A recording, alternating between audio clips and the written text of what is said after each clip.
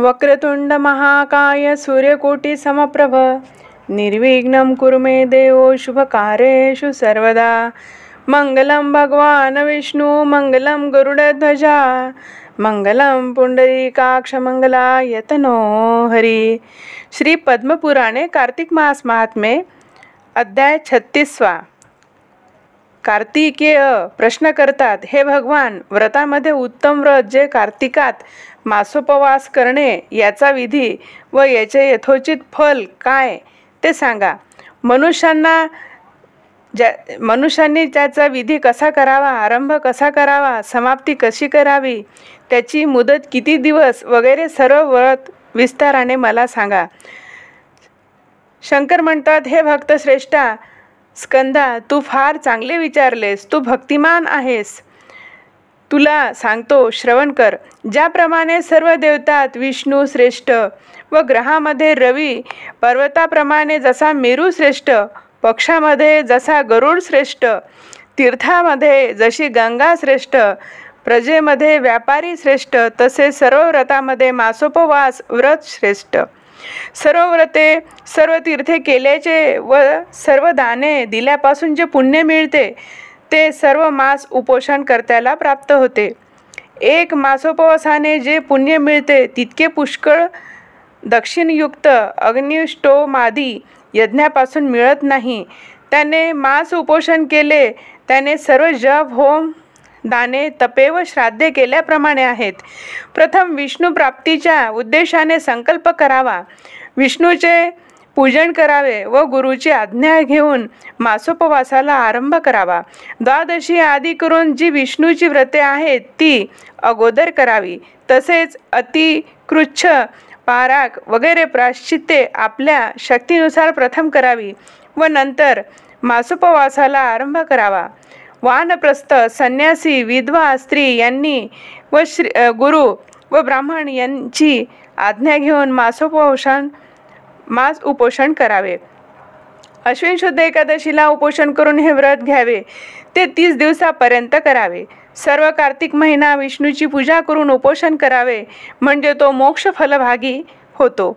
विष्णू मंदिरात जाऊन त्रिकाळ भक्तीने इंदीवर, पद्म, कमळ इत्यादी कमळे, मालती व सुगंधी फुलांनी, केशर, वाळा, कापूर, चंदन मिश्रित गंधाने व धूपदीप नैवेद्य यांनी पूजा करावी। पुरुष, स्त्रिया व विधवा यांनी मनाने, वाचनेने, शरीराने इंद्रिय जिंकून भक्तिपूर्वक गरुडध्वजाची पूजा करून त्याच्या नामांनी कीर्तन गायन करावे। खोटे न बोलता श्री विष्णूची रात्रंदिवस स्तुती करावी। सर्व प्राणीमात्रावर दया करणारा, हिंसा न करणारा, शांतिवृत्ती असा राहून निस्तात किंवा आसनावर बसूनही भगवंताचे गुणानुवाद वर्णन करीत असावे। अन्नाचा स्वाद अगर घास घेणे, स्मरण करणे, पाहणे, वर्णन वगैरे सर्व वर्ज्य करावे। अंगाला मस्तकाला तेल लावणे, विळा खाणे, गंधाची ओटी लावणे हे सर्व व इतर निश्चित सर्व व्रत करणाऱ्याने वर्ज्य करावे। व्रतस्थाने कोणा विकर्म्याला शिवू नये, व्रत मोडेल म्हणून कोणाबरोबर कोठे जाऊ नये। देवालयात राहून गृहस्थाने व्रत आचरण करावे। यथाविधी पुरुष, सुवासिनी, विधवा, साध्वी स्त्रिया यांनी महिनाभर उपोषण करून भगवान वासुदेवाची पूजा करावी। इंद्रिय जिंकून मन स्वाधीन ठेवून कमी अगर अधिक न करिता 30 दिवस उपोषण करावे। नंतर द्वादशीला श्री विष्णूची पूजा करावी। गंध, माळा, धूप, दीप, विलेपन, वस्त्र, अलंकार, वाद्ये यांनी देवाला संतुष्ट करावे। चंदनयुक्त पाण्याने स्नान घालावे, चंदनाने अंगाला लेप करावा, सुवासिक पुष्पे व्हावी, ब्राह्मणांना वस्त्रे देऊन भोजन घालावे, त्यांना दक्षिणा देऊन नमस्कार करून त्यांची प्रार्थना करावी। त्याप्रमाणे ब्राह्मणाची पूजा करून पाठवणी करावी। ज्याप्रमाणे द्रव्य असेल त्याप्रमाणे भक्तिपूर्वक उपोषण करून विष्णू पूजा करून ब्राह्मण भोजन घालावे, म्हणजे तो विष्णुलोकी आनंदात राहतो। त्याप्रमाणे 1 मास उपवास झाल्यानंतर उद्यापनाकरिता एकादशीला उपोषण करून 13 ब्राह्मण ऋत्विज करून त्यांच्यावर हवन यज्ञ सोपवावा। असा वैष्णव यज्ञ पूर्ण केल्यावर गुरुची आज्ञा घेऊन हरीची पूजा करावी। गुरुची पूजा करून नमस्कार करावा। शुद्ध कुळातले चांगल्या आचरणाने भक्तीने विष्णुपूजन करावे असे ब्राह्मण बोलून नमस्कार करून त्यांना भोजन घालावे. अशा 13 ब्राह्मणांना व इतरांना भोजन घातल्यावर त्यांना विडे देऊन 2-2 वस्त्रे, यज्ञोपवीते, दक्षिणा, योगपट्ट, सूत्रे देऊन त्या द्विजश्रेष्ठांना नमस्कार करावे. नंतर एक शय्या तयार करावी, तीवर अभ्रा, उषा, गिरद्या वगैरे घालून उत्तम सुशोभित करावी. शक्तीप्रमाणे सुवर्णाची आत्मस्मृती करून त्या शय्येवर ठेवून मालादिक घालून पूजन करावे.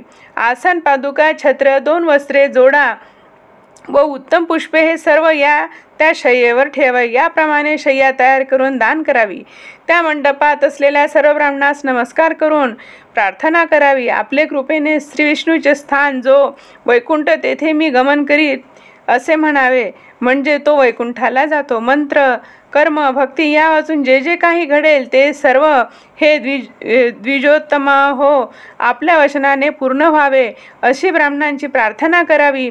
हे स्कंदा, याप्रमाणे कार्तिक मास उपोषणाचा विधी सांगितला आहे तो मी तुला सांगितला. इति श्री कार्तिक मास महात्म्ये षट्त्रिंशोऽध्यायः संपूर्ण. श्रीकृष्णार्पणमस्तु.